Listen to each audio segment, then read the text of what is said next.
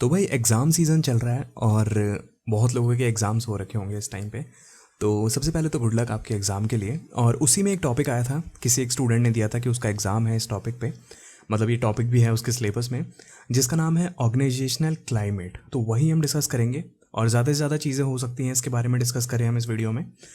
तो लास्ट तक देखना आप इस वीडियो को। और नमस्कार दोस्तों, मेरा नाम है सोनू सिंह और आप देख रहे हैं सोनू सिंह पीपीटी वाले। आज की इस वीडियो में हम डिस्कस करने वाले हैं ऑर्गेनाइजेशनल क्लाइमेट, इसका कॉन्सेप्ट क्या होता है, इसके कुछ एग्जांपल्स डिस्कस करेंगे, कितने तरीके के ऑर्गेनाइजेशनल क्लाइमेट हो सकते हैं, क्या इसकी कैरेक्टरिस्टिक्स होती है और कैसे ऑर्गेनाइजेशनल क्लाइमेट ऑर्गेनाइजेशनल कल्चर से डिफरेंट होता है, ये डिस्कस करेंगे। ठीक है, तो बने रहो वीडियो के साथ और मज़ा आने वाला है वीडियो में, टेंशन वाली कोई बात नहीं है। स्टार्ट करते हैं कॉन्सेप्ट के साथ। कॉन्सेप्ट स्टार्ट करने से पहले ऑर्गेनाइजेशनल क्लाइमेट को एटमॉस्फेयर ऑफ द ऑर्गेनाइजेशन भी बोला जा सकता है, पर्सनालिटी ऑफ द ऑर्गेनाइजेशन भी बोला जा सकता है और एनवायरनमेंट ऑफ द ऑर्गेनाइजेशन भी बोला जा सकता है। तो ये तीन नाम और होते हैं ऑर्गेनाइजेशनल क्लाइमेट के। ठीक है, तो जैसे आप क्लाइमेट नाम सुनते हो तो आपके दिमाग में क्या आता है? ऐसा कुछ आता है कि बारिश, ये सब ऐसे वेदर चेंज ये सब हो जाता है, वो क्लाइमेट होता है। ठीक है, अगर ऑर्गेनाइजेशनल क्लाइमेट है ना, तो ऑर्गेनाइजेशन में अगर कोई माहौल चेंज हो रहा है, ऑर्गेनाइजेशन में अगर कोई एनवायरनमेंट चेंज हो रहा है, तो उसे बोलेंगे ऑर्गेनाइजेशनल क्लाइमेट। ठीक है, इसको एटमॉस्फेयर भी बोल सकते हैं, किसी ऑर्गेनाइजेशन की पर्सनैलिटी को देखना भी बोल सकते हैं, किसी ऑर्गेनाइजेशन की एनवायरनमेंट को देखना भी बोल सकते हैं। ठीक है, तो अभी कॉन्सेप्ट डिस्कस करते हैं कि होता क्या है organisational climate. Organisational climate is the way people experience the work environment.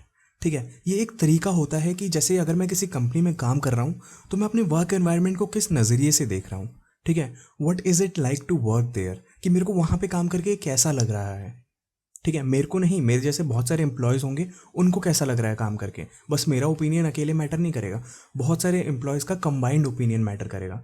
जैसे कि आपने अपने फ्रेंड से सुना होगा जो काम करते होंगे किसी कंपनी में, बोलते हैं यार भाई मेरे यहाँ पे तो बहुत चिल काम है, कोई ऐसे कोई रोकने टोकने वाला नहीं है, कोई बोलने वाला नहीं है ना। काफ़ी बार सुना होगा। और वहीं पे कुछ लोग ऐसे भी होते हैं कि बोलते हैं भाई बहुत काम करा रहे हैं, बहुत ज़्यादा, मतलब कंपनी कम पैसे देती है, काम ज़्यादा कराती है।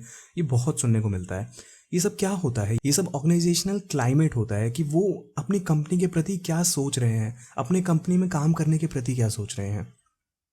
ठीक है, इसी में आगे लिखा गया है how do individuals feel when operating in that culture, कि जो ऑर्गेनाइजेशन का कल्चर है, जो भी उसकी वैल्यूज़ हैं, जो भी उसके रूल्स एंड रेगुलेशंस हैं, नॉर्म्स हैं, उसके अंदर काम करके उसको कैसा फील हो रहा है, कि वो कल्चर में अपने आप को ढाल पा रहा है कि नहीं पा रहा है। ठीक है, ऑर्गेनाइजेशन में कुछ कल्चर होता है कि इस तरीके से काम होगा ऑर्गेनाइजेशन में, और उस तरीके से काम करके आपको कैसा फील हो रहा है, वो ऑर्गेनाइजेशनल क्लाइमेट होगा। नेक्स्ट क्वेश्चन इसमें होता है how do business conditions, management decision and the action leadership affect the journal mood. ठीक है, तो कैसे बिजनेस कंडीशंस जो हैं, कैसे मैनेजमेंट के जो भी डिसीजंस है आपकी कंपनी में, या जो भी एक्शन है, जो भी लीडरशिप है, वो आपके मूड को किस तरीके से प्रभावित कर रही है। जैसे कि मैं अपनी कंपनी का एग्जांपल लूँ तो भाई मेरी लीडरशिप तो बहुत ज़्यादा हेल्पफुल है, बहुत ज़्यादा चिल एनवायरनमेंट है मेरे ऑर्गेनाइजेशन का, तो उसमें बोल सकते हैं कि ऑर्गेनाइजेशनल क्लाइमेट जो है बहुत ज़्यादा चिल है मेरे उसमें और हेल्पफुल है। ठीक है, मेरी कंपनी में। इसमें ही आगे लिखा हुआ है when you consider the collective experience of all the talent in the organisation you are evaluating climate. अगर आप अपनी कंपनी में जितने भी लोग हैं सबसे पूछोगे कि आपको अपनी कंपनी के बारे में कैसा लगता है, जो लोग हैं वो आपकी कंपनी के बारे में कुछ ना कुछ रिव्यू दे रहे हैं, तो वो ऑर्गेनाइजेशन का क्लाइमेट बता रहे हैं। ठीक है, मतलब आप इवेल्युएट कर रहे हो ऑर्गेनाइजेशन का क्लाइमेट, अगर सब लोगों से आप पूछ रहे हो तो, कि आपको ऑर्गेनाइजेशन में काम करके कैसा लग रहा है। तो भाई ये तो हो गया ऑर्गेनाइजेशनल क्लाइमेट का कॉन्सेप्ट। अभी देख लेते हैं, इसका एक एग्जांपल ले लेते हैं, बहुत अच्छे से समझ में आ जाएगा। मैंने एग्जांपल वैसे बता दिया है कि आपके फ्रेंड्स बोलते हैं बहुत चिल काम हो रहा है, ये वाला एग्जांपल फिट बैठता है इसके ऊपर, लेकिन फिर भी हम पढ़ लेते हैं, लिखने के लिए कुछ तो होना चाहिए। For example, in one organisation members may seem relaxed and at ease with each other, while in another we may find greater tension which is seen on members' face, their speech, how they work, etc. ठीक है, तो यहाँ पे दो organisation बताई गई है। एक ऑर्गेनाइजेशन में तो जो भी काम कर रहा है बहुत ज़्यादा रिलैक्स्ड है, बहुत ज़्यादा चिल है। ठीक है, बहुत ज़्यादा ईज में काम कर रहा है, उसको कोई दिक्कत नहीं है वहाँ पे काम करने में। लेकिन वहीं दूसरी ऑर्गेनाइजेशन है जिसमें जो एम्प्लॉयज़ काम कर रहे हैं उनके दिमाग में बहुत ज़्यादा टेंशन रहती है काम को लेकर, उनके मतलब हाव भाव में ही पता चल जाता है कि भाई इस पे वर्कलोड है बहुत ज़्यादा। ठीक है, तो वो क्या चीज़ है, वो ऑर्गेनाइजेशन का क्लाइमेट है, उस हिसाब से वो रिएक्ट कर रहे हैं employees. In some organizations, the boss may be showing authority and status, generally emphasizing formality in dealing with others, while in others, He may be informal in his behavior without reducing the importance of his role in the system. अभी क्या बोलते हैं कि एक organisation ऐसी है, मतलब first वाला एग्जांपल तो ऊपर हो गया, नीचे ये दूसरा एग्जांपल है। एक ऑर्गेनाइजेशन में जो बॉस है, जो भी आपका बॉस है या जो भी आपका मैनेजर है, वो बहुत ज़्यादा अथॉरिटी शो करता है, एम्फोसाइज करता है, फॉर्मेलिटी दिखाता है बहुत ज़्यादा। लेकिन वहीं दूसरी ऑर्गेनाइजेशन है जो इनफॉर्मल बिहेवियर करता है। आपका बॉस आपकी तरह आपके साथ फ्रेंड्स की तरह रहता है, ठीक है, लेकिन अपने रोल को भी वो मायने रखता है मद्देनज़र रखते हुए, यानी कि वो कुछ भी कर देगा आपकी, ऐसा नहीं होता है। तो दोनों अलग ऑर्गेनाइजेशन है। जहाँ पे बॉस बहुत ज़्यादा फॉर्मेलिटी कर रहा है, बहुत ज़्यादा फॉर्मल वे में चल रहा है, वो एक ऑर्गेनाइजेशन होती है। और एक ऑर्गेनाइजेशन ऐसी होती है जिसमें बॉस बहुत ज़्यादा चिल रहता है, आपके साथ फ्रेंड की तरह बिहेव करता है, आपके साथ मतलब भाई की तरह बिहेव करता है। क्योंकि मेरी जो कंपनी थी उसमें मेरे मैनेजर थे, मेरे साथ भाई की तरह रहते थे, ठीक है, हम लोग उनको भाई भाई ही बोलते थे। तो इस तरीके के भी काम होते हैं। तो उससे भी क्या होता है कि हमारा जो वर्क होता है ना, वर्क एनवायरनमेंट होता है, उस पर इम्पैक्ट पड़ता है, हमारे जो मोटिवेशन होता है उस पर इम्पैक्ट पड़ता है, ठीक है। तो ये तो हो गए कुछ एग्जाम्पल्स। अब आ जाते हैं कि ऑर्गेनाइजेशनल क्लाइमेट के क्या फीचर्स होते हैं या कैरेक्टरिस्टिक्स होती हैं। It is a perception of the work environment. बिल्कुल सही बात है, अभी तक यही पढ़ते हुए आ रहे हैं कि जो भी वर्क एनवायरनमेंट है आपकी कंपनी में, उसका एक परसेप्शन है कि किस तरीके का वर्क एनवायरनमेंट है आपकी कंपनी में। एग्जैक्ट नहीं पता होता है, इसमें एक परसेप्शन होता है कि हाँ, अगर एम्प्लॉयज़ ये सोच रहे हैं तो इस तरीके का वर्क एनवायरनमेंट होगा हमारी कंपनी में। It is a psychological atmosphere, ठीक है। ये ऐसा कुछ रिकॉर्ड नहीं है, कुछ ऐसे न्यूमेरिकल चीज़ नहीं होती है, ये एक साइकोलॉजिकल चीज़ होती है जो मैं अपने दिमाग में सोचता हूँ अपनी ऑर्गेनाइजेशन के बारे में, ठीक है। जैसे कि मान लो मेरा अभी मेरे भाई की प्लेसमेंट हुई है विप्रो में, ठीक है। तो विप्रो के बारे में कहा जाता है कि भाई वहाँ पे ग्रोथ कम है या बहुत ज़्यादा काम कराते हैं, मतलब बहुत सारी चीज़ें कही जाती हैं। लेकिन ये कौन कह रहा है ये सारी चीज़ें? वहाँ पे जो काम कर चुके हैं अगर वो कह रहे हैं तो कहीं ना कहीं सच होगा। लेकिन अगर जो लोग ऐसे ऊपर ऊपर से पढ़ के बोल देते हैं या जिनको पता ही नहीं है सब कुछ, वो बोल देते हैं, तो वो झूठ होता है, ठीक है। तो ये भी कहीं ना कहीं वर्क एनवायरनमेंट को शो करता है, उनके साइकोलॉजिकल एटमॉस्फेयर को शो करता है कि वो उस कंपनी के बारे में क्या सोचते हैं। नेक्स्ट फीचर होता है इसका, it is a quick picture of the relationship between the organisation and its employees. कि जो एम्प्लॉयज़ हैं वो अपनी ऑर्गेनाइजेशन के साथ किस तरीके के रिलेशनशिप में हैं, वो कैसा सोचते हैं अपनी ऑर्गेनाइजेशन के बारे में या अपने ऑर्गेनाइजेशन में जो भी काम हो रहा है उसके बारे में। फोर्थ है, it is a set of properties that can be measured by correct instruments. तो इसको मेजर करने के लिए बहुत ज़्यादा करेक्ट इंस्ट्रूमेंट्स होने चाहिए हमारे पास। फिफ्थ है, it is related to the quality and suitability of the work environment. कि हमारा जो वर्क एनवायरनमेंट है उसमें किस तरीके की क्वालिटी का वर्क एनवायरनमेंट मिल रहा है और कितना सूटेबल है वो उस एम्प्लॉय के लिए या वहाँ पे जो एम्प्लॉयज़ काम कर रहे हैं उनके लिए। कहीं ना कहीं सेम चीज़ ही डिस्कस करी जा रही है पूरी उसमें टॉपिक में, ठीक है। तो सिक्स्थ होता है इसमें, the organisational climate is a reflection of the degree of employee motivation. जैसा कि मैंने बताया था कि जैसा बिहेवियर होगा आपके साथ, जैसा आप अपनी ऑर्गेनाइजेशन के बारे में सोचोगे, उस हिसाब से आपका मोटिवेशन भी बनेगा। तो ऑर्गेनाइजेशनल क्लाइमेट एक रिफ्लेक्शन होता है। अगर ऑर्गेनाइजेशनल क्लाइमेट अच्छा है तो एम्प्लॉय का मोटिवेशन सही रहेगा, अगर वो बेकार है, रूड है, तो फिर एम्प्लॉय का मोटिवेशन उसी हिसाब से रहेगा।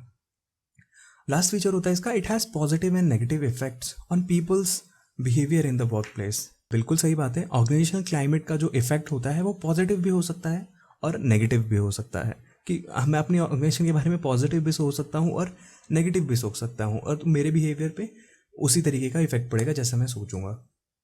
कंफ्यूज नहीं होना ज़्यादा, जो भी लिखा हुआ है एक बार पढ़ लो, आपको समझ में आ जाएगा, ठीक है। जो भी मैं कह रहा हूँ उससे कंफ्यूज नहीं होना एकदम। तो ये फीचर्स हो गए। अब आ जाते हैं टाइप्स ऑफ ऑर्गेनाइजेशनल क्लाइमेट। कितने तरीके के ऑर्गेनाइजेशनल क्लाइमेट हो सकते हैं? हो तो बहुत सारे तरीके के सकते हैं, लेकिन हम लोग यहाँ पे 4 डिस्कस करेंगे।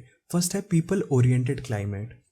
तो ऐसा क्लाइमेट जहाँ पे जो रूल्स रेगुलेशंस हैं या वैल्यूज़ हैं वो अपने एम्प्लॉयज़ के प्रति हैं सारी, मतलब एम्प्लॉयज़ के बेनिफिट में हैं। जैसे कि कई ऑर्गेनाइजेशन होती है एम्प्लॉयज़ पे बहुत ज़्यादा ध्यान देती हैं, एम्प्लॉय ओरिएंटेड होती हैं, तो वहाँ पे पीपल ओरिएंटेड क्लाइमेट बोल सकते हैं हम उस क्लाइमेट को। सेकेंड होता है रूल ओरिएंटेड क्लाइमेट, जैसे कि पढ़ने से ही पता चल रहा है। तो इसमें ऐसा होता है कि ऑर्गेनाइजेशनल कल्चर जो होता है, जो भी ऑर्गेनाइजेशन के वैल्यूज़ वगैरह हैं, वो इस तरीके से डिज़ाइन किए हुए हैं कि वो रिजल्ट ओरिएंटेड हैं, कि एम्प्लॉयज़ कितना काम कर रहे हैं उसके बेसिस पे है। तो वो रूल ओरिएंटेड होता है कि आप जितना काम करोगे उस हिसाब से आपको रिवॉर्ड या पनिशमेंट मिलता है, या रिवॉर्ड या रिकॉग्निशन मिलता है, पनिशमेंट तो आजकल नहीं मिल रहा है, ठीक है। तो ये हो गया रूल ओरिएंटेड क्लाइमेट। उसको मतलब कंपनी को बोलेंगे कि हाँ भाई ये बहुत ज़्यादा रूल ओरिएंटेड है। थर्ड है इनोवेशन ओरिएंटेड क्लाइमेट। तो ऐसी ऑर्गेनाइजेशन या ऐसे ऑर्गेनाइजेशन कल्चर या ऐसी ऑर्गेनाइजेशन वैल्यूज़ जिसके अंदर बहुत ज़्यादा इनोवेशन के बारे में बात की जाती है कि हर दिन कुछ ना कुछ ऐसे देखा जा रहा है कि कौन सा एम्प्लॉय कुछ नया कर रहा है, या एम्प्लॉय के लिए ओपन डोर पॉलिसी है कि अगर कोई आइडिया के साथ आना चाहता है, एम्प्लॉय किसी प्रोसेस में चेंज करना चाहता है, तो ओपन डोर पॉलिसी है वो डिस्कस कर सकता है। तो उस ऑर्गेनाइजेशन को हम बोल सकते हैं इनोवेशन ओरिएंटेड क्लाइमेट। लास्ट होता है इसका टाइप रिजल्ट ओरिएंटेड क्लाइमेट। जो कंपनी का कल्चर है वो इस चीज़ पे प्रेफर होता है या उसकी वैल्यूज़ इस तरीके से डिज़ाइन होती हैं ताकि आपको रिजल्ट मतलब मिलने में आसानी रहे या हेल्प मिलती रहे, किसी की भी अगर ज़रूरत हो तो, लेकिन रिजल्ट पे ध्यान देना है। ऑलराइट, वहाँ पे कोई बर्डन वगैरह नहीं होता है कि आपको ये अचीव करना ही करना है, लेकिन वो रिजल्ट ओरिएंटेड होता है कि आप जितना काम करोगे उस हिसाब से आपको रिकॉग्निशन मिलेगा। तो ये तो थे 4 तरीके के ऑर्गेनाइजेशनल क्लाइमेट। अब आ जाते हैं ऑर्गेनाइजेशनल क्लाइमेट वर्सेस कल्चर। ये हमें स्टार्टिंग में डिस्कस कर लेना चाहिए था, लेकिन मैंने जैसे कि बता दिया कि कल्चर में क्या होता है, वैल्यूज़ वगैरह होती है कि ऑर्गेनाइजेशन में करते कैसे हैं काम या किस दायरे में रह के काम करना है। ऑर्गेनाइजेशनल क्लाइमेट है कि उस दायरे में रह के काम करके आपका रिएक्शन क्या है उसके प्रति। ठीक है, पढ़ लेते हैं इसको एक बार। What is organisational culture? Organizational culture is a set of values, beliefs, behaviors, customs and attitude that governs how people behave within organization। कि काम कैसे करेंगे और कैसे बिहेव करेंगे जो भी लोग हैं ऑर्गेनाइजेशन के अंदर। The culture of an organization provides boundaries and guidelines that help the employees of the organization to know the correct way of performing their jobs। तो इसमें बाउंड्रीज होती हैं, कुछ दायरे होते हैं, कुछ गाइडलाइंस होती हैं कि जो एम्प्लॉयज़ हैं वो काम कैसे करेंगे या क्या उनका करेक्ट वे है काम करने का। ये तो हो गया ऑर्गेनाइजेशनल कल्चर। अब डिफरेंस देख लेते हैं। Organisational climate can be clearly identified with the perceptions of individuals. जैसे कि हम अब तक पढ़ते हुए आ रहे हैं कि इंडिविजुअल का जो परसेप्शन होता है, जो भी वो सोचते हैं अपने ऑर्गेनाइजेशन के बारे में, वो ऑर्गेनाइजेशनल क्लाइमेट होता है। Regarding the quality and characteristics of organisational culture, तो किस चीज़ के बारे में सोच रहे हैं इंडिविजुअल्स यहाँ पे जो इंडिविजुअल्स हैं वो ऑर्गेनाइजेशनल कल्चर के बारे में अपना प्रेफरेंस दे रहे हैं कि इस ऑर्गेनाइजेशन में ऐसे काम होता है तो उसका रिएक्शन क्या है उस इंडिविजुअल के ऊपर, कि वो कैसा सोचता है कि ये कल्चर अच्छा है कि बुरा है, वो ऑर्गेनाइजेशनल क्लाइमेट होता है। सेकंड है culture represents the true image of organisation. ठीक है, अभी ऑर्गेनाइजेशन में कैसे काम हो रहा है, क्या उसके वैल्यूज़ हैं, क्या उसके नॉर्म्स हैं, क्या उसके बिलीव्स हैं, क्या उसका विज़न है, ये सारा कुछ कल्चर में आ जाता है। Whereas climate represents individuals perception, although there might be differences between each of their ideas। ठीक है, कल्चर क्या होता है, throughout the organisation same रहता है कि अगर इस तरीके से काम होता है तो इस तरीके से ही काम होता है, लेकिन क्लाइमेट में क्या है, हर एक इंडिविजुअल का अलग अलग परसेप्शन हो सकता है अपने जो कल्चर है या जो भी काम हो रहा है ऑर्गेनाइजेशन में उसके प्रति। ठीक है, थर्ड होता है difference, organisational culture is concerned with the macro vision of an organisation. ठीक है, जो भी कल्चर होता है ऑर्गेनाइजेशन का, वो ऑर्गेनाइजेशन के मैक्रो विजन पे होता है कि बड़े नज़रिए से देखा जाता है कि हाँ भाई ये कल्चर है, इस हिसाब से पूरी ऑर्गेनाइजेशन रन करेगी। Whereas organisational climate is very much concern with the micro image of the organisation, कि ऑर्गेनाइजेशन की एक माइक्रो इमेज है कि हाँ भाई एम्प्लॉयज़ ये सोचते हैं कि ऐसा ऐसा कल्चर है, कल को क्या पता एम्प्लॉयज़ चेंज हो, एक तरीके के एम्प्लॉय ऐसा सोच रहे होंगे, कल को क्या पता दूसरे तरीके के एम्प्लॉयज़ कुछ और सोचने लग जाए, तो वो माइक्रो इमेज होती है ऑर्गेनाइजेशन की।